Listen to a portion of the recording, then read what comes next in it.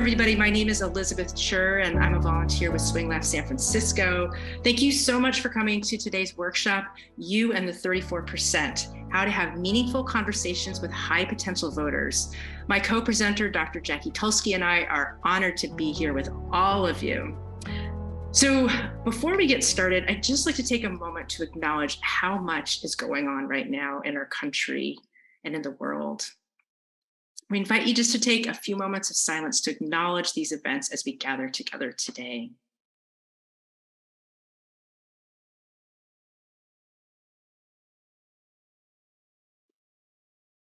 Right now, there are powerful forces at work that are trying to pit us against each other or drown us in a sea of despair. But together, we are so much stronger than these forces. Just look what we were able to do this week with the Senate passage of the Inflation Reduction Act, which includes the largest investment in addressing climate change in our country's history. Yes.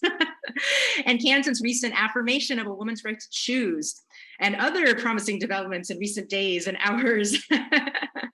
We hope that some of what we share today will give you a new approach to shoring up our democracy by creating meaningful connections with our fellow Americans, one person at a time. What all of you are doing is truly democracy in action, and we salute your courage and your dedication. Thank you so much for being here with us today.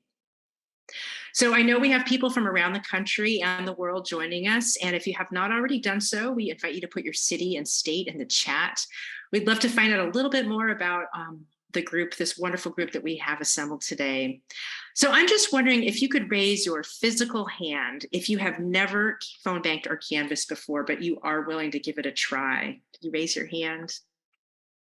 Welcome. Yes. Fantastic. Thank you. Thank you so much. That is great. I'm just so excited that people are willing to stretch and take a risk on behalf of democracy. So now could you raise your hand if you have some experience phone banking or canvassing in the past? Can you raise your hand? All right, fantastic, wonderful. Thank you all for being here as well. And just one other question. Could you raise your hand if you have ever talked to a voter who tells you, oh, I'm not voting? Anybody ever hear that? Yes, it's a pretty common experience. All right, thank you. You can put your hands down. So we hope by the end of this training, that will be the start rather than the end of your conversation with these voters. So just a few quick housekeeping items. We ask that you keep yourself muted most of the time. If you have questions, feel free to drop them in the chat and we'll answer them at the end of the training. We are recording this session and we'll send you a link after the training as well as a copy of the slides. And we will also invite you to complete a survey. This is a work in progress and we would be grateful for your feedback. We know 2 hours is a long time to be on Zoom, and we really appreciate your participation. We're going to go straight through the program today, but if you need a quick bathroom or stretch break, please go for it. So just a quick overview of today. We're going to start with some context about the importance of high potential voters, share a few stories, and provide suggestions for how to connect with this very important group. Then we'll demonstrate a few interactions and give you a chance to practice in small groups. Afterwards, we hope some of you can stick around for an optional Q&A. So we have 3 goals for today's workshop. First, we hope that you'll learn some concrete new skills for navigating challenging conversations. Second, you'll get a chance to build those skills in our practice sessions. And third, and most importantly, we hope you'll come away with some new tools that will help make phone banking and canvassing less stressful, more effective, and more satisfying for you.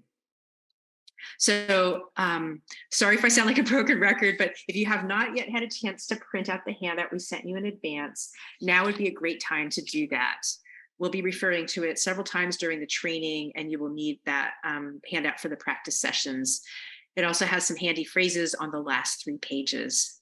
Myra just posted another copy of the document into the chat, and if you don't have a printer, we suggest that you download the file and just have it available on your screen for the practice sessions.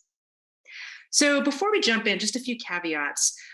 Some of what we share today may be very different than approaches you've used in the past.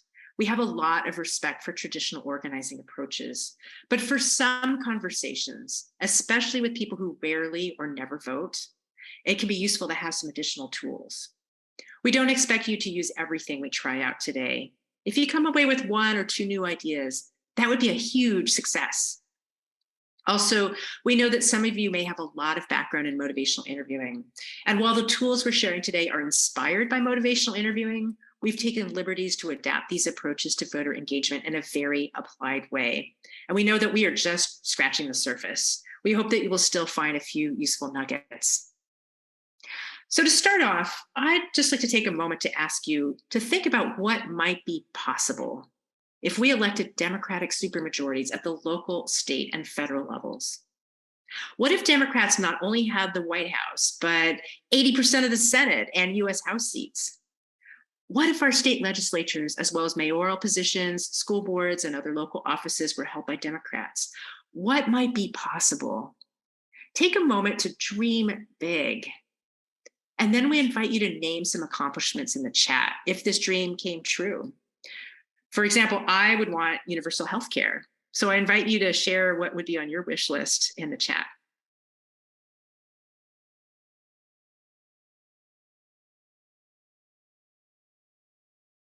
Matthew says voting rights. Laura, universal child care. Mary, support for women and children.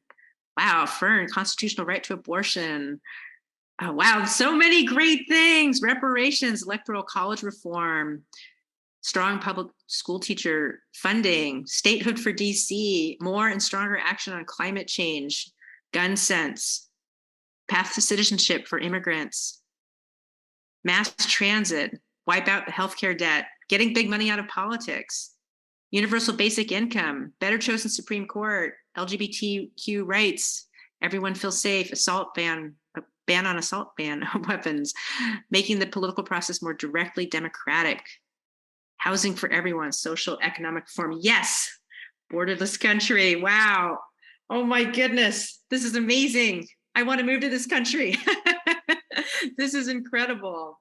Thank you so much for sharing all of these fantastic visions for what our future could be. I invite you to keep these wonderful possibilities in the back of your mind as we go through this training today, and also as you do the hard work of reaching out to voters in the future. So now we'd like to give you a little bit of context. We all know how close the 2020 elections were. Less than 43,000 voters in Arizona, Georgia, and Wisconsin decided the outcome of the Electoral College. And I'll give you a moment to look at this amazing slide. So it shows the popular vote in the 3 most recent elections when you include all eligible voters. The number of eligible voters is determined by census data. It includes citizens age 18 or older who aren't barred from voting because of past felony convictions, depending on the laws in their state. The Democrats in blue and the Republicans in red are pretty close in 2016, 2018, and 2020. That purple band represents third-party voters, which includes some of those elusive swing voters we hear so much about. But perhaps our greatest opportunity for impacting the election are the voters represented in green, eligible voters who did not vote. In 2020, a year when we saw the highest turnout in over a century, 34% of the electorate still did not cast a ballot. Many in that group were young people, people of color, and lower income voters, people who may be inclined to support progressive priorities. Of course, some of these people had their votes suppressed. Others just need help navigating logistics, like confirming their polling location or how to request an absentee ballot. But there is some portion of this 34% that is flat out not interested in voting or only votes occasionally. Midterm elections historically have lower turnout. As you can see, in 2018, 52% of eligible voters did not vote. That's really something to keep in mind in this year's midterms. People who rarely or never vote are often labeled low propensity voters, but I like a term used by Anat Shenker-Osorio, a Democratic communications strategist. She calls them high potential voters. It focuses on their strength and their power. If we could encourage even a fraction of these high potential voters to get out and vote, it could have a big impact. Engaging with voters isn't a one-size-fits-all process. Instead, I try to tailor my approach based on how the conversation unfolds. So In this next schematic, the voter is in blue and my responses are in green. If they're a strong or likely Democrat, the traditional approach of mentioning a few of the candidates' talking points and making a plan to vote probably works great. This is essential to any campaign and helps to ensure that our strongest supporters have all the information they need to vote. If I encounter someone who would never vote for a Democrat or happens to be rude, I don't try to change their mind. I politely say, "Have a great day," and hang up. But at least once each shift, I talk to someone who tells me, I'm not voting. Bingo! I have just connected with a member of the 34%. But how should I respond? There are 3 pathways. The first is just to thank them and to hang up. Some phone bank scripts actually say to do this, but this is a lost opportunity. The second path is to preach at them, recite all the talking points and tell them all the reasons why this election is so crucial. That usually doesn't work very well. It feels bad to talk at people, and it really feels bad to be on the receiving end of that. The third path requires me to shift gears and to slow down. I try to get curious. Can I view the voter like an anthropologist would?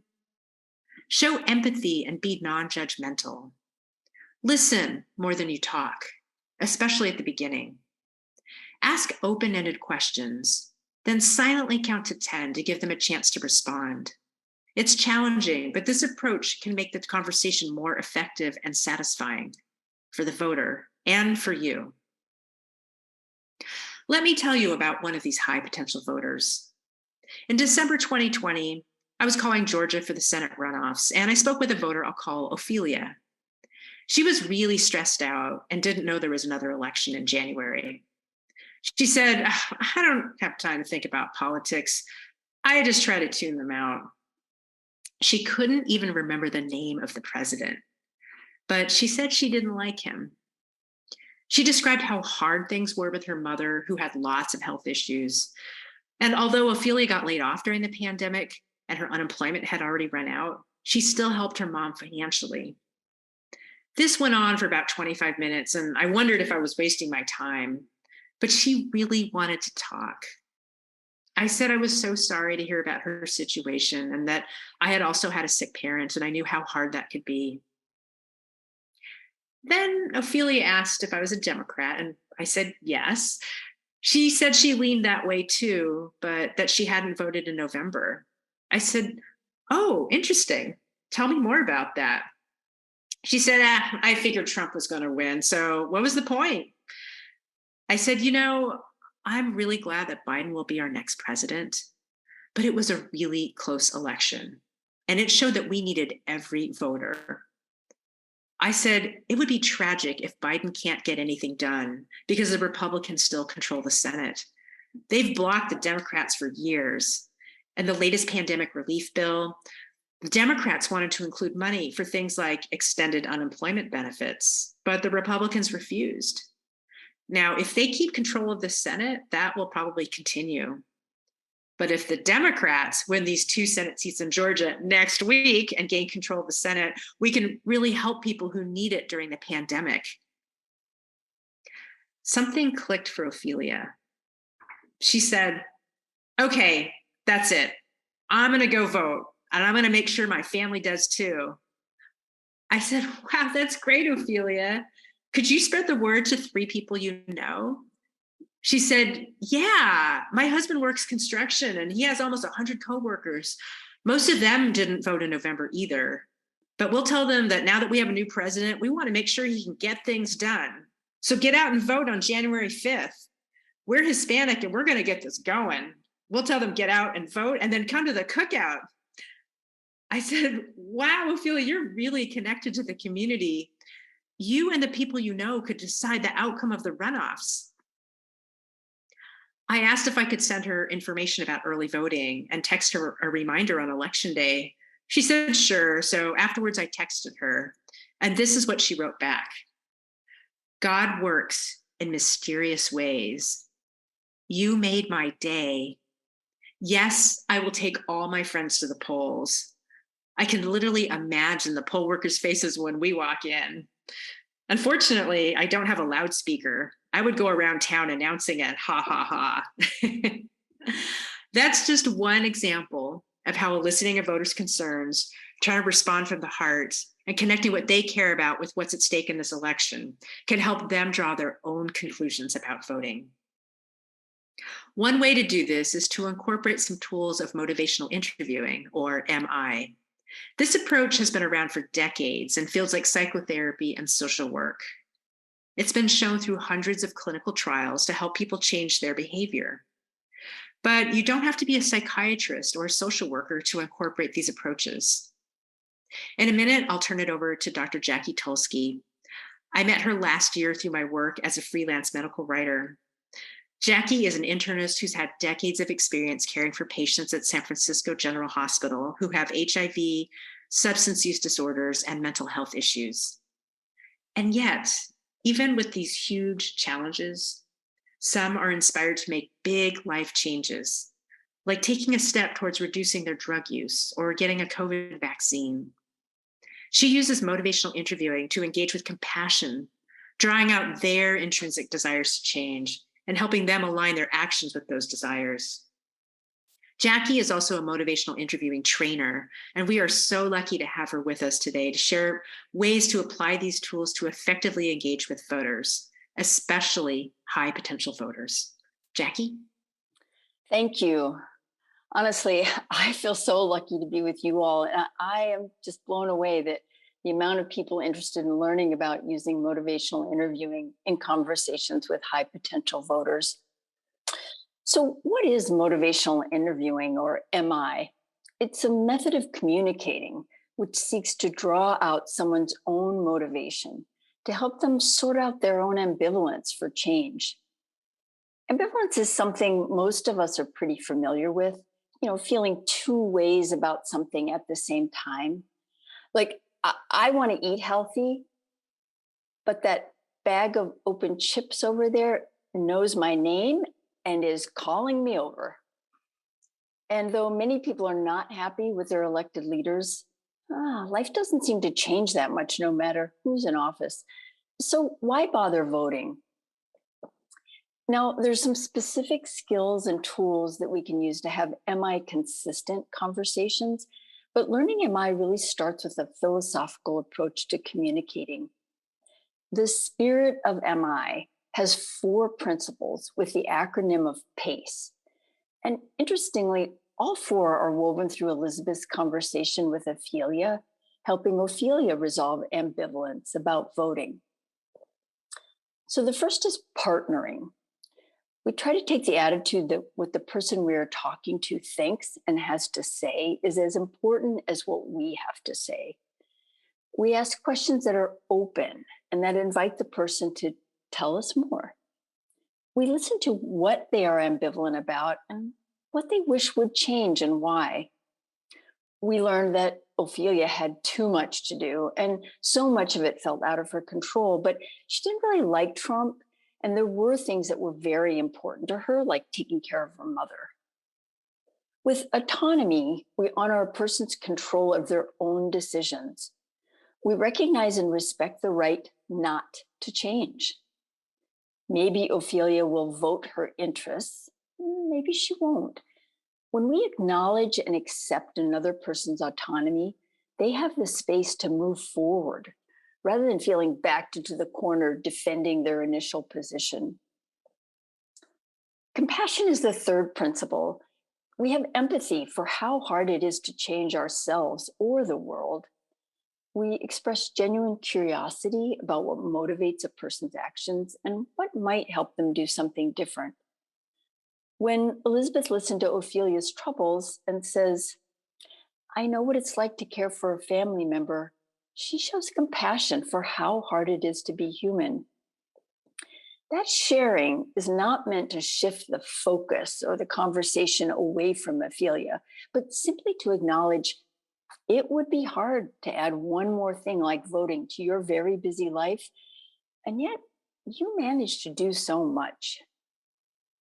The final principle is evoking, or drawing out the person's own ambivalence and helping them explore reasons why they may want to change. Ophelia talked about her life, and Elizabeth says, "Tell me more about your family, your work." Evoking means asking the person what they want to change. If you elected a person that listened to you, what three things might be, or what three things would you want them to know? Or if an honest person was elected, what two or three things might be different a year from now?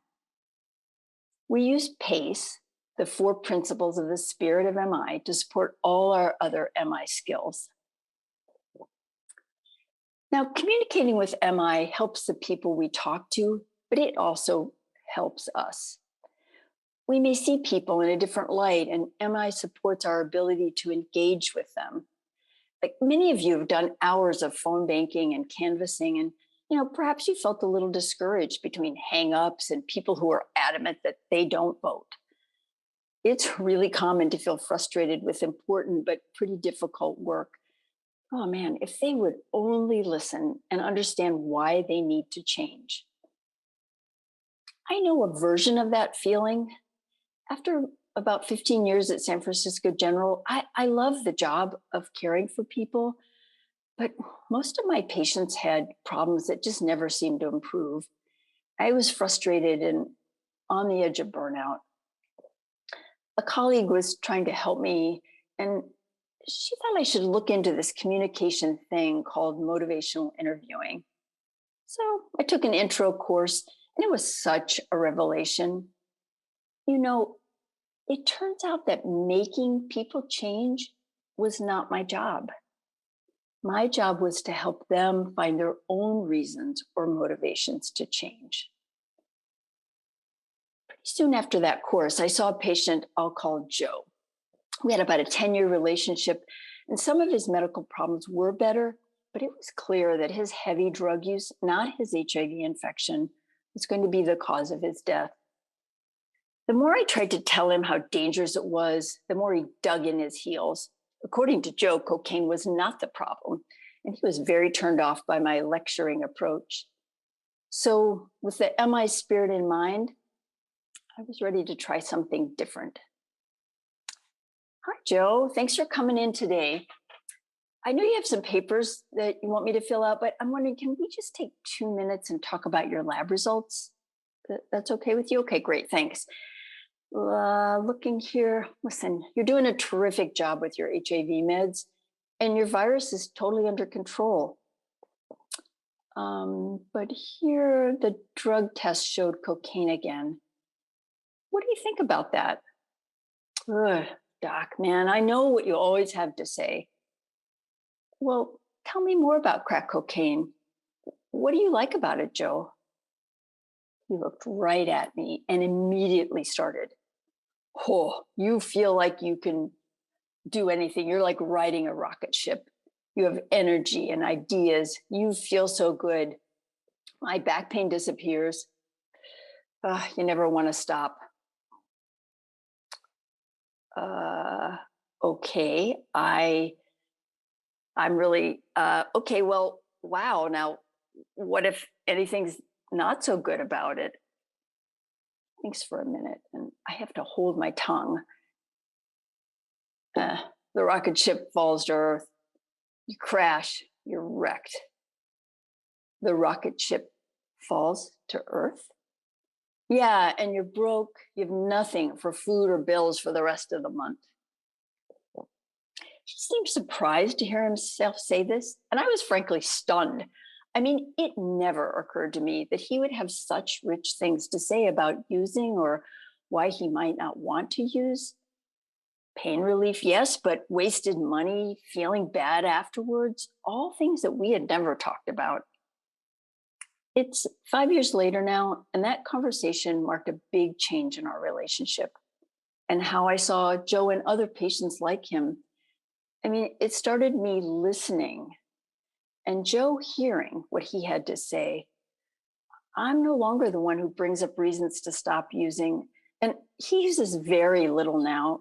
And eventually he plans to stop because it turns out his life and health goals do not include cocaine. And me, I'm still at San Francisco General. MI reminds me that I'm not driving the bus. I just have to help people figure out where they want to go and maybe the best route, though they often know the roads pretty well. MI guided conversations like the one you just heard with Ophelia and Joe can be learned. It's not a natural gift. There's skills and tools that can be acquired. There's even ways to give information without being the sage on the stage, taking over the conversation, but a partner helping the person expand their engagement in democracy. Let's look at a few MI tools and skills, starting with OR. So, OAR is a reminder of 3 ways to start and keep a conversation going. Open-ended questions that can't be answered with a yes or a no. They're sincerely curious and non-judgmental, and people may need time to answer. So you have to try to wait, even count to 10 if there's no response.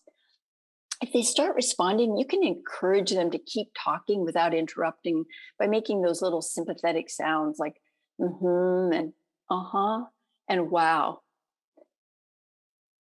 Here's some examples. Tell me more about not voting last November, or what's not so good about crack cocaine? Now, there's a special type of open-ended question called the ruler, and it can be especially helpful for assessing a voter's motivation level. For example, you can ask, on a scale of 0 to 10, how likely are you to vote? With 0 meaning very unlikely and 10 being very likely. If they say 3, then you can ask them, oh, now why isn't that number a 0 or a 1? And they may share some interesting information about why they might be interested in voting. Then you can follow up by asking, what might boost your 3 to a 4 or 5? And that could open the door for them to share things that could help them take the next step towards voting. Affirmation is a way of reminding a person, in this case, the voter, that they've made changes in the past. It acknowledges previous efforts or actions that demonstrate strength, and it's based on things you've heard them say during the conversation. It can be so hard to take care of a family member, or you're really connected to the community, or you've made real efforts to vote. Reflection is repeating or interpreting what the voter said. It helps the voter hear themselves, and it shows that you're really listening. And honestly, it's probably the hardest part of OR. When Joe says the rocket crashes, I just simply repeat his word. The rocket crashes. When Ophelia tells Elizabeth, I figured Trump was going to win, so what was the point? Elizabeth chooses to interpret a little and says, that election was really close, and it showed we needed every voter. So OAR, a very useful MI tool that can help someone talk about their frustrations, but also their priorities. Let me give it back to Elizabeth now. Thanks so much, Jackie. So I just wanted to note a few things about OR and how to use these elements strategically. First, we're not saying that all closed-ended questions are bad. They're definitely super helpful in some situations, like asking, have you received your ballot yet? And while we encourage you to strategically pause and count to 10 after asking open-ended questions or sharing a reflection, sometimes pausing is less useful, like when you're first introducing yourself. With practice, you'll gain a sense of which elements of OR can be most useful at what point. Also, I just want to emphasize that these techniques aren't foolproof. We don't want you to think that if you do them perfectly, no one will ever hang up on you or shut the door in your face. Honestly, with some voters, I could be Stacey Abrams or Gandhi asking the most thoughtful, open-ended question, and they would still hang up. Instead, maybe these approaches will help an extra 5 to 10% of voters to stay engaged with you. And that can make all the difference in close elections. Great. So in a moment, we'll show an example of how to use open-ended questions, affirmations, and reflections in a real conversation. But since I'm on the topic of getting hung up on, first, I'd like to say a few words about getting past hello. The first minute of a conversation is critical. It's when they're most likely to hang up or close the door. The most important thing is to try to establish a respectful connection right from the get-go and to keep the conversation going. I like to think of this as one of those fairy tales where the hero or the heroine has to get across the moat before they can enter the castle. Jackie and I will demonstrate the first couple minutes of a conversation. Listen carefully for the ways the volunteer tries to build rapport right from the start. Also, note any open-ended questions and reflections that you hear the volunteer use. We invite you to put these into the chat. For example, you could put open. If you could change anything about the country, what would it be? Or reflect. You wonder if one vote makes a difference. After this demo, we'll give you instructions for practicing a similar conversation in small groups. So now I'm going to call Jackie on behalf of Democrat Rudy Salas. He's the state assemblyman who's now running for Congress to represent California District 22, which includes parts of Bakersfield and other towns in the Central Valley. This race is one of the most competitive in the country and one of our best chances to flip a House seat from red to blue. Ring, ring. Hello? Hi, my name is Elizabeth Chur. May I speak with Jackie Tulske, please? Yeah, that's me. What's this about? Oh, I appreciate you taking my call. I'm a volunteer with Rudy Salas, the Democratic candidate for U.S. House of Representatives. I'm not calling to ask for money. We're just trying to find out what you might think about. I'm sorry. I'm really busy. Oh, how it sounds like you got a lot going on right now. Yeah. And honestly, I hate these calls. Oh, I hear you. I actually don't like making these calls either. And at the same time, the upcoming election feels really important. It would be so valuable if you could just give me a minute to share some of your thoughts about where things are headed in the country. Listen, I don't vote. Oh, interesting. Tell me more about that. Well, I mean, it's just a waste of time. All those campaign promises and then nothing changes. I'm so tired of it. I've got enough to do without that. Mm. Mm. I mean, I voted before, but my life sure didn't get any better. Mm. You voted when you thought it would impact you. Well, yeah. I mean, when I thought it would make a difference, but then nothing happened. Hmm. I mean, look at things now. I take care of my granddaughter. Her asthma gets worse every year with all these wildfires. Mm. And prices have gone up so much lately. Mm-hmm. I mean, you know, my daughter and son-in-law both work full time, but they can barely make ends meet. Mm. Wow.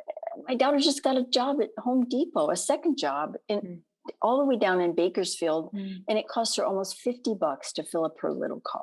Wow. You're a really strong person with a hardworking family. I'm wondering if you had a chance to actually talk to Rudy Salas, what 2 or 3 things would you want him to put at the top of his to-do list? I mean, I have no idea. I really don't know. Well, I'm just wondering if you could change 2 or 3 things about the Central Valley, what would they be? 2 or 3 things. Well, I'd raise the minimum wage. Maybe my daughter could just work one job. I sure wish the air was better. Wow, those are some great ideas. Tell me more about what's on your mind. All right, time out. So now let's look at the chat and Jackie will recap what you all heard. Let's see what we've got here. If I go, let me go back up to the top. You all chatted a lot of things. I see reflection from Lisa saying you have a lot going on. Great. Open-ended question. Myra mentions, tell me more, or reflection like you voted in the past. That's terrific. Anna Luke noticed, Robert said, open, tell me more about that. Exactly. Affirmation from Robert again, you voted when you thought it was important to you. Let's see. Lisa said, open, what 2 or 3 things would you change? All right, that's terrific. And then Margaret noticed this open-ended of if there's 2 or 3 things that that Rudy would do. Well, how is there 2 to 3 things to Rudy different than 2 to 3 things to change in the Central Valley? We'll talk about that. Both can end up being open-ended questions. That's great. So I think, Elizabeth, are we going to now turn it over and give them some instructions for their next part? Great. So thank you, everybody. You've been so generous in listening to Jackie and me for a really long time now. So now we're really excited to turn this next part over to you. And in survey feedback from past trainings, this small group practice is the part that people find most useful and they really enjoy. So in this first breakout, you'll have a chance to practice the first few minutes of a conversation with the voter in groups of 2 or 3. The instructions and starting script are on page 1 of your handout. And if you still need a copy, we'll drop the file into the chat one more time. Please print it out or download it and have it available on your screen. Once you're in your small group, please take the first 2 or 3 minutes to read through the instructions for breakout 1 at the top of page 1 so that everybody's on the same page. Mm-hmm. Now, to get the conversation started, just follow the script, which starts at the middle of page 1, right below the instructions. As the volunteer, when you take the volunteer role, you're respectful, curious, trying to build rapport with the voter. Try to listen more than you talk. If you don't know what to say, there's some handy all-purpose phrases on the top of page 3 in the handout. In the voter role, as the voter, you're busy but willing to talk, especially if you sense that the volunteer cares what you're about to say. Don't be too grumpy. Give your partner a chance to practice. And then as the observer, if you're playing that role, listen carefully for open-ended questions, reflections, strategic pauses that you hear. Also, could you let your group know when 5 minutes have passed so you can switch roles? Your group will have 15 minutes total to rotate the roles in practice. All back. We're all back. There we go. I showed a gallery view. Well, welcome, everybody. We really appreciate some of that enthusiasm that we heard in those breakout rooms. Now, to debrief this, we'd just like to take a few minutes to debrief the practice session using the chat again. So Myra's going to put, when you were the voter, what did the volunteer say or do that made you want to open up? Please go ahead and put even a little piece of the conversation in the chat, and we'll look at some of those responses. Let's see. So there's some Heidi's complimenting her partner, which means she must have really wanted to open up and tell me, yes, Gia, who I think is in Malaysia, noticed that someone said when they told me to, things are hopping around. To tell them why I don't vote. Yes, thank you. Yeah, Wendy talked about having someone ask for my response, ask me what's important to me, ask me what I would like Rudy to do. Mm-hmm. I see Anna said the volunteer just asked me what I was interested in, and Carl asked me to say, why was I frustrated with politics and different participate? So I'm hearing lots of good open-ended questions. And someone else also said, the volunteer had a really friendly vote that made me wanted to open up quickly. That's great. And can I just mention, Maddie mentioned when she said, I don't think either party has my best interests at heart. And the person said, what are your interests? That's a great pivot. Yeah. I am going to use that one myself, actually. That's great. So can we switch to then the volunteer? As the volunteer, what did you notice about trying to do the different approach? What surprised you in talking to your voter? Looks like Flora is saying they cared and really wanted to hear the concerns. And that sounds like that really came across clearly. You notice how much people want to be heard. So as a volunteer asking, evoking conversation. But Nick says, man, I felt on the spot that it wasn't, it's not that easy. It really isn't. It's like a muscle you have to exercise to get better at. Meg commented about the follow-up questions to help draw out more details. And Mary said, oh, it really changes the way a phone bank experience might be, go to being a listener rather than a talker. And that is totally the heart of it. You nailed it. And Beth said, honestly, it's hard to stop talking. And that is my biggest bugaboo. Should we maybe switch over if people, so thank you for that. Those are all really good comments. For the observers, if you were in a room where someone played the observer for a while, what did you as an observer notice that might shape your own approach as a volunteer? And again, if you could put responses in the chat. I know there were a lot of rooms that had just 2 people in them, but let's see. Wendy comments, listen, wait, and listen. Notice that. Sally mentions being really sympathetic. Janet, listening kept the conversation going, which is sort of surprising, right? You think conversations keep going with talking, but that's a really good insight. Longer than most calls. Nancy talked about slowing down with some mm-hms, and Anna was talking about being patient, waiting for the voter to respond. And then Beth noted, oh, those friendly reflections on what the voter said really seemed to be helpful. Okay, that's great. You all had some interesting conversations and really appreciate how much you really wanted to practice OR. So thank you for sharing all those observations. So once you've gotten across the moat, you have the opportunity to enter the castle and get to really know more about what's important to the voter. Some of you have already started doing this in the practice session we just had. As this next flowchart shows, when we switch gears into motivational interviewing mode, we bring our non-judgmental curiosity to the conversation.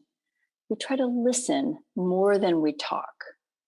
Open-ended questions, affirmations, and reflections are all tools for helping to elicit something called change talk. The heart of MI is the skill of listening for and amplifying change talk. So what is change talk? It's any expression of reasons to change behaviors or opinions. It may be a comment about what a person did in the past, or how things were better or different, or something about what concerns them now. The goal is to have the person talk about their own motivations to change and help them hear themselves. Here's some examples of change talk from Joe and Ophelia. The rocket falls to Earth. You're broke, no money for the rest of the month. I don't really like Trump. And remember at the beginning of the training when we invited you to put in the chat what might be possible if we had Democratic supermajorities at all levels of government? You wrote things like universal health care, voting rights, women's right to choose, universal child care, changes in the Electoral College, reforming immigration policy, reparations, student loan, both reforming and forgiveness. I mean, all of these are examples of topics that could elicit change talk if you explored them further with the voter. But we also said that people often feel ambivalent about change. So what you might hear most when we start a conversation is sustained talk. Sustained talk. What is that? Well, it's what you might guess. It's comments that support the status quo, statements that argue for just keeping things the way they've been, kind of the just go along to get along approach. Here's some examples again from Joe and Ophelia. You feel like you can do anything when you're using crack cocaine.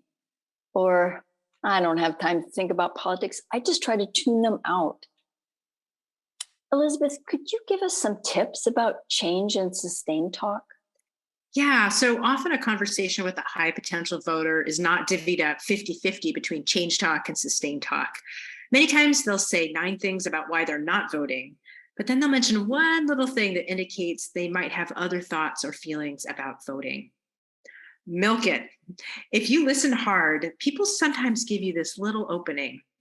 This tiny shred of change talk is the crack in the wall of the status quo. That's what you want to focus on, reflect back, and invite them to talk more about. You know how mice are so talented at finding food? They don't need you to leave the pantry door wide open. If there's a little crack in the wall, they can squeeze themselves through it to get to the good stuff. And that's what we want to do if voters give us an opening.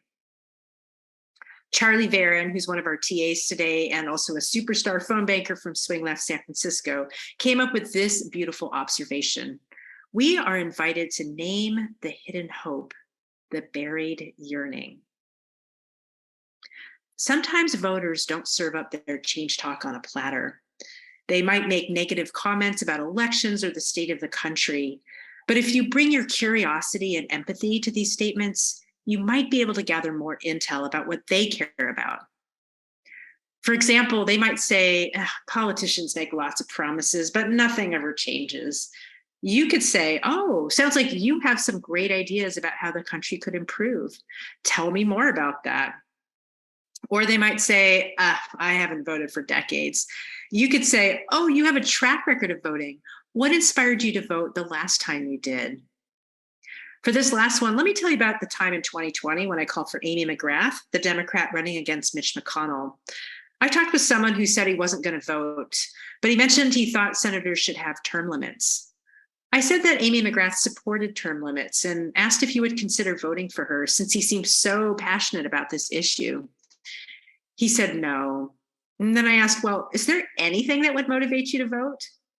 He thought about it and then he laughed and he said, well, if Amy called or if she even left me a voicemail, I swear I would vote for her.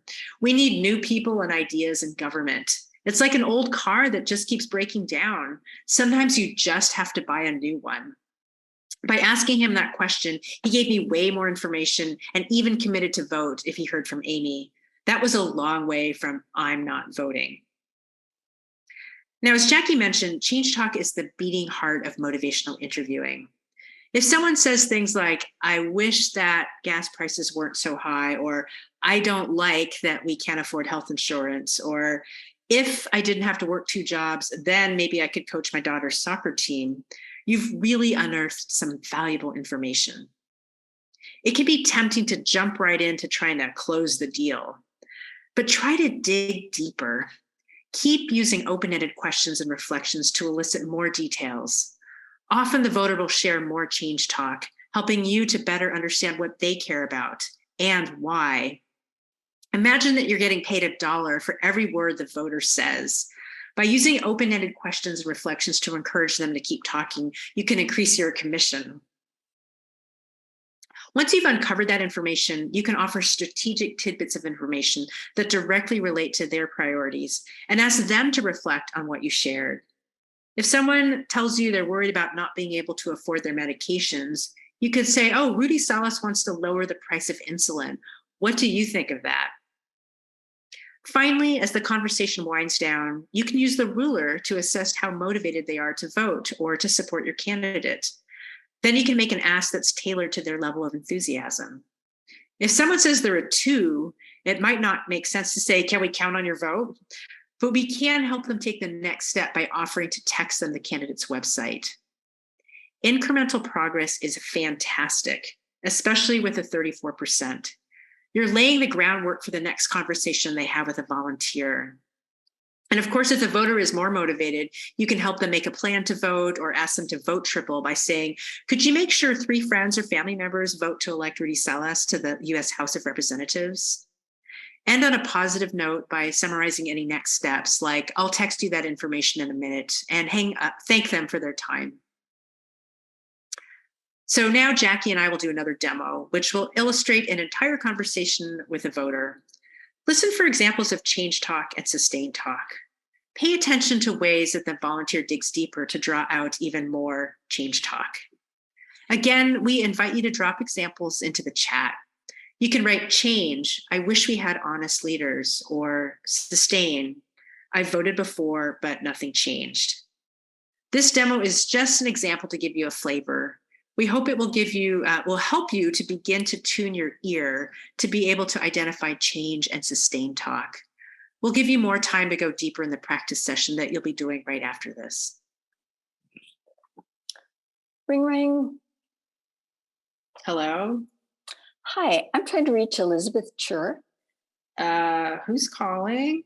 My name is Jackie Tulske, and I'm a volunteer with Rudy Salas, the Democratic candidate for U.S. House of Representatives. I'm not calling to ask about money. I just was curious to find out. Lady, I'm not interested in politics. I don't vote. Tell me more about that. No, I'm just a community college student. I don't consider myself a political person. Hmm. Hmm.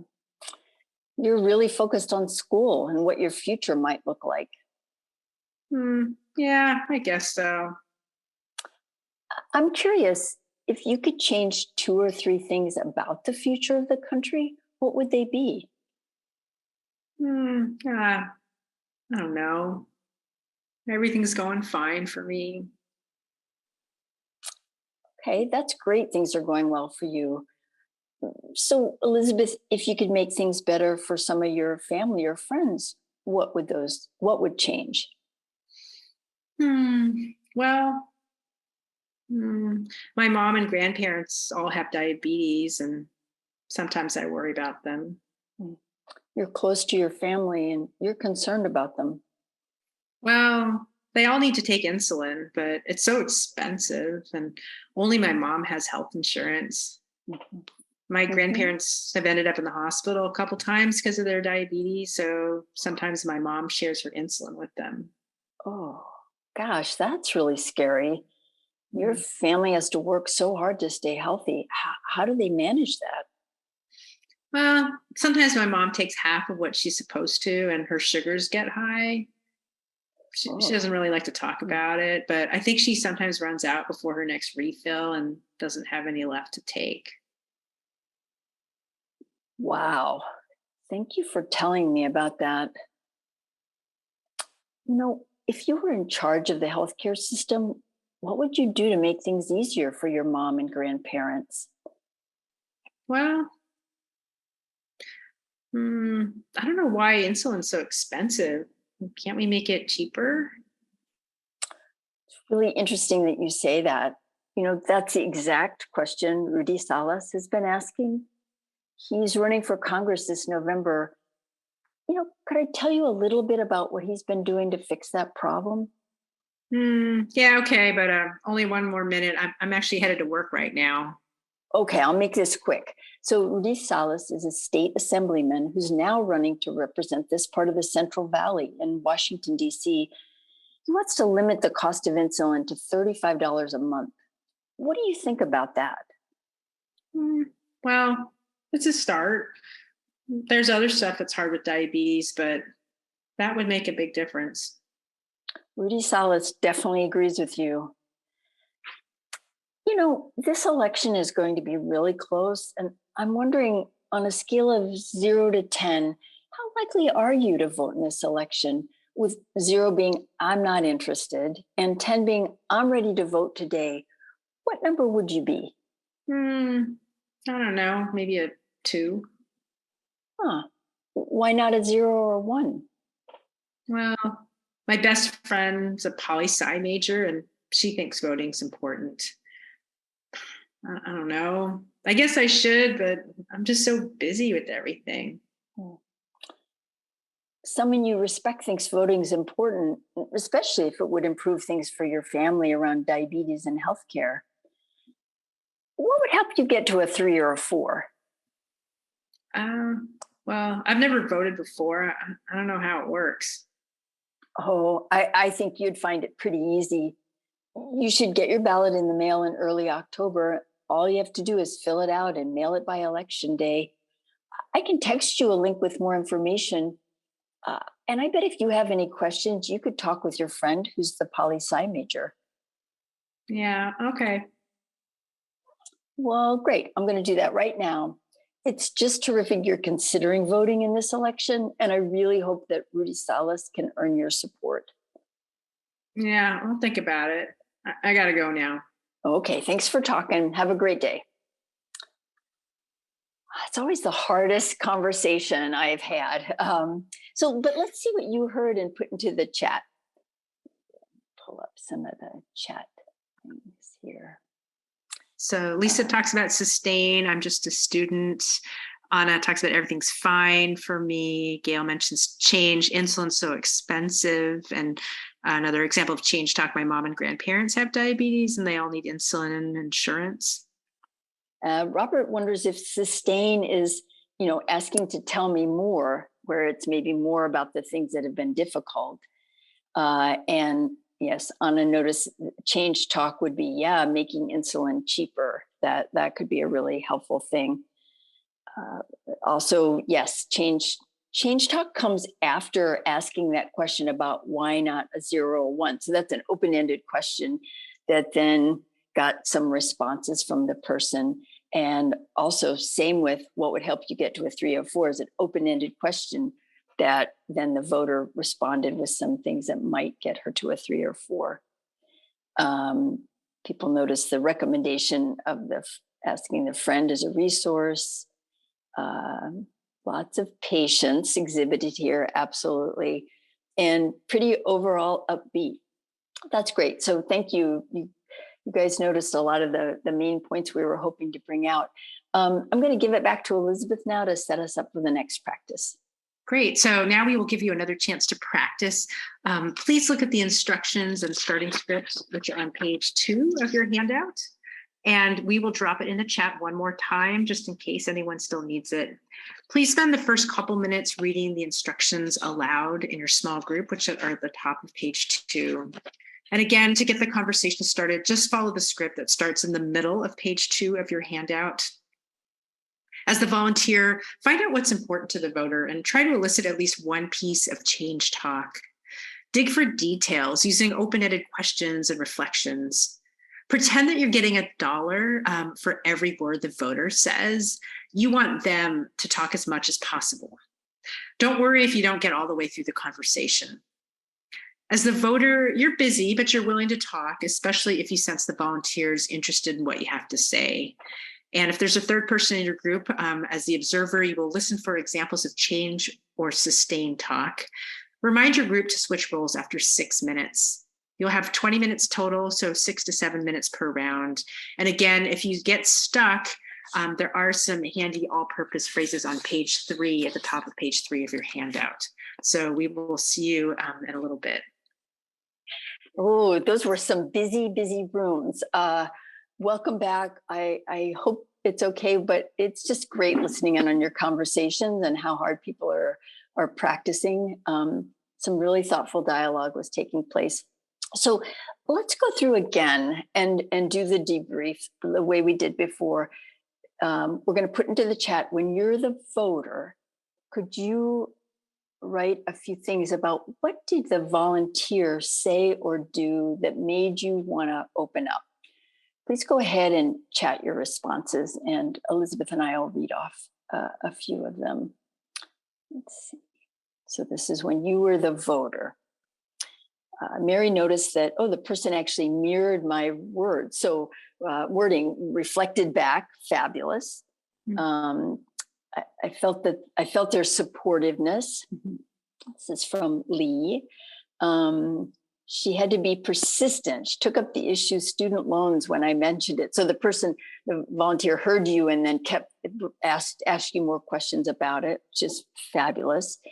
Lori commented that, she really listened to me and related it to me and sounded empathetic to my plight. That's a nice comment by Nancy. Yeah, Meg mentioned about pausing to let me think. Mm-hmm. Carl talked about seemed interested in my concerns. Mary talked about being a friendly listener, open-ended questions. Great comments. Let's switch hats. So as the volunteer, were you able to hear examples of sustained talk and change talk?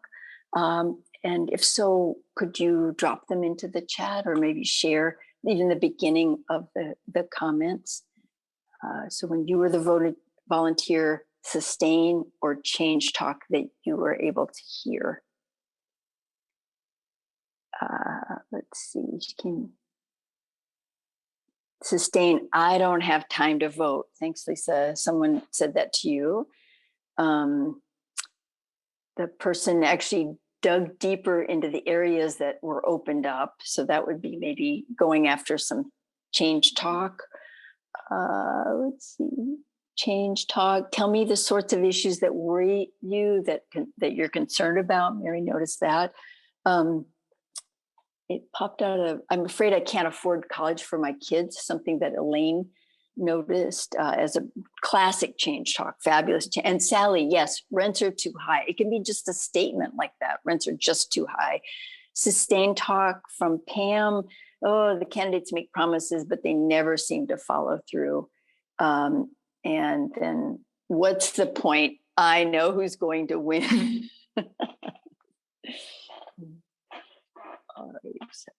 That's terrific. Then let's do the last role first. I know some of you had a chance to be the observer. What did you notice that might shape your own approach as a volunteer? And again, we invite you to put responses into the chat. So as the observer, what might shape your approach as a volunteer? This looks like this is left over from the sustained talk. Civil rights are gone now. What's the point? So as an observer, calm tone of speaking from what Wendy notices. Emily is saying, oh, I'm going to keep notes of the voters' key issues so I can mirror them back, which is fabulous. Really hard sometimes to keep track of everything without scribbling down a few things. Karen saying, I'm going to say, tell me more about that more often.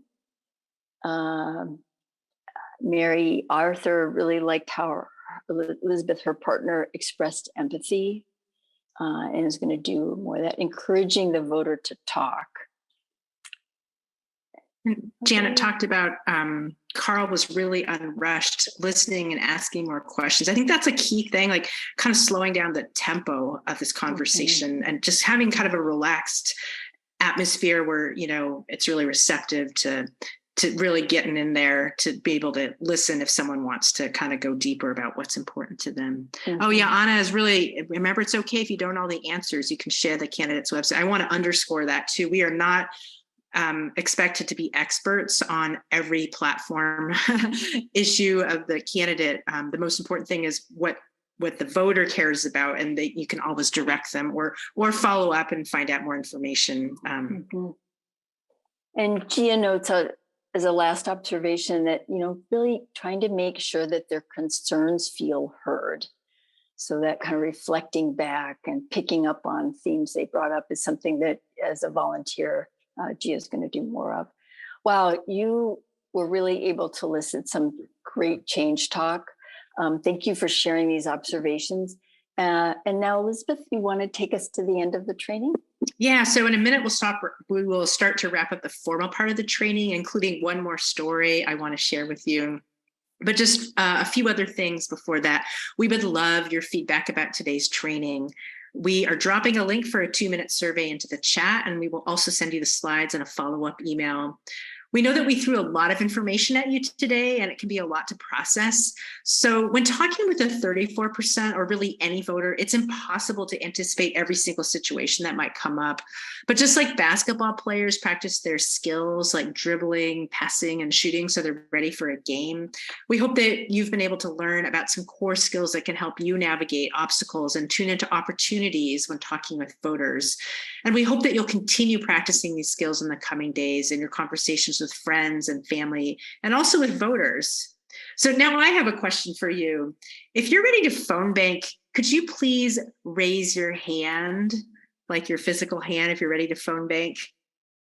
Okay, all right, keep them up. I see some hands out there. Now, on a scale of 0 to 10, if you're a 5 or above and almost ready, or you might be ready to phone bank, why don't you go ahead and raise your hand? Okay, I see some more hands there. Fantastic. All right, thank you. You can put your hands down. And now we're putting some links in the chat for some upcoming phone bank and Canvas opportunities. And for everybody else, we hope this training has given you some new ideas and skills, and that you will feel more ready to give it a try sometime soon. If your group might be interested in co-sponsoring a future workshop, please let us know. These workshops are free of charge, so that basically just involves publicizing a workshop to your members. My email is at the bottom of the handout, or you can also share your contact information in our survey. And please spread the word about our next training, which will be on Sunday, September 18th. We would love to see some of your friends there. We're dropping a link in the chat, and we will also include a link in our follow-up email. We know that many of you are involved with other organizations, and you're welcome to share this content with them and to adapt it to your own needs. One group recently used this content to create their own motivational interviewing training to re-engage with past volunteers. So please email me with any questions. We're truly grateful to Judith Booker, Swing Left, Norberto Gonzalez, Anais Serrano, the Central Valley Workers Center, and all of our partner groups with the Bay Area Coalition for sponsoring today's event. And many thanks to all the folks who helped out behind the scenes, including Myra Levy as Zoom host, Sally Faison as our slide monitor, Mark Jacobson, Vicki Levy, and Charlie Barron as our teaching assistants, Myra and Charlie for assistance with content development, and many others for promoting the workshop. So before we close, I'd like to leave you with one last story. In October 2020, I called Dallas for Joanna Katanak, a Democratic candidate for state legislature. I spoke with a 30-year-old named Juan, and he told me, "Oh, I'm not voting." I said, "Oh, interesting. Tell me more about that." He said he wasn't a political person. He'd never voted, and he wasn't going to vote this year either. I tried to stay curious and non-judgmental. This not voting thing is something I only read about in the paper. But here was a live person who could give me more insight into what goes into that decision. I asked whether his friends voted. Some of them did, and they were all over the map from conservative to liberal. They all got along, but they didn't talk much about politics. I asked if he were in charge, what he might change about the country. He said everything was fine. He still had his job, and his family and friends hadn't been affected by the pandemic. I said I was glad to hear they were doing okay. And then, almost as an afterthought, he mentioned he wasn't wild about President Trump. And my ears perked up. "Oh, really? What don't you like about him?" "I don't like the way he talks about Mexicans." I said, "Yeah, he said some pretty intense things. You know, it's possible that Texas could flip blue this year. The presidential race is going to be really close, but if Texas went blue, that could decide the whole election." He still wasn't interested in voting, so I asked him, "Would it be okay to text you information about how to vote by mail? It might give you more options if you decided you did want to vote. And if you didn't want to vote, you could just throw your ballot away." He said, yeah, I could send him information. I also asked if I could call back in a few weeks to check in. He said, sure. I thanked him for his time. We had talked for over 20 minutes, and I said goodbye. I knew it was a long shot, but at least he hadn't hung up on me. On election day, I called him back. He picked up and he totally remembered me. I said, "Juan, I'm so curious. Did you end up requesting an absentee ballot?" And before I could even finish my sentence, he said, "I already did it. I voted."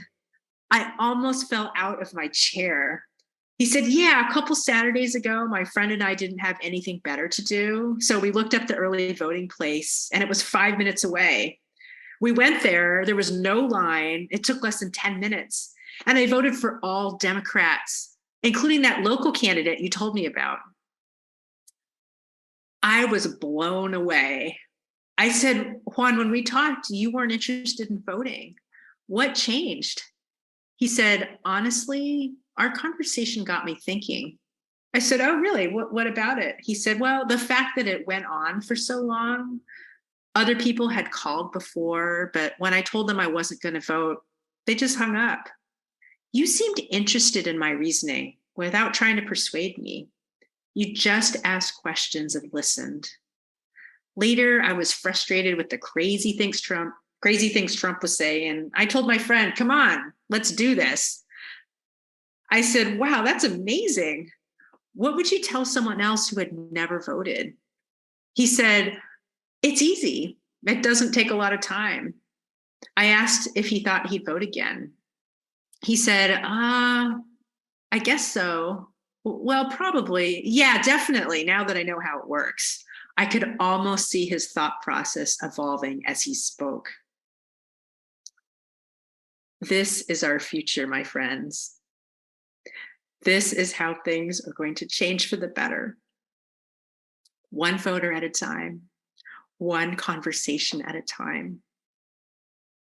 Right now, we have a precious window of opportunity to up our game when engaging with at least 34% of the electorate, voters like Juan and Ophelia and the many other high potential voters like them. So many elections are decided by a handful of votes. And the next month, we've got primaries in some important swing districts in New York and New Hampshire. And the general election is only 89 days away. But because so many people vote by mail these days, it's no longer just election day, it's election season. Vote by mail ballots will be mailed in 8 weeks or less. And this year's midterms, control of state legislatures, 36 governorships, and the US House and Senate hang in the balance, not to mention what's coming up in 2024. We have an incredible chance to boost our turnout levels compared to previous midterms. And until now, we have left a lot of votes on the table. But just think what we could accomplish if we had full participation in our democracy, including many members of the 34%. I invite you to remember the very beginning of this training, when you shared such amazing visions of what might be possible if we had democratic supermajorities at all levels of government. Let's work to get a step closer to making those dreams a reality. Let's reach out to every single eligible voter in this year's elections. Let's engage the power of their hidden hopes to transform our country together. So we're going to close the formal part of the training now, but for those of you who have time to stick around, we'll open it up for a few minutes for questions and answers. Thank you all for being so generous for your time and attention today, and thank you for everything you're doing to protect and nurture our democracy.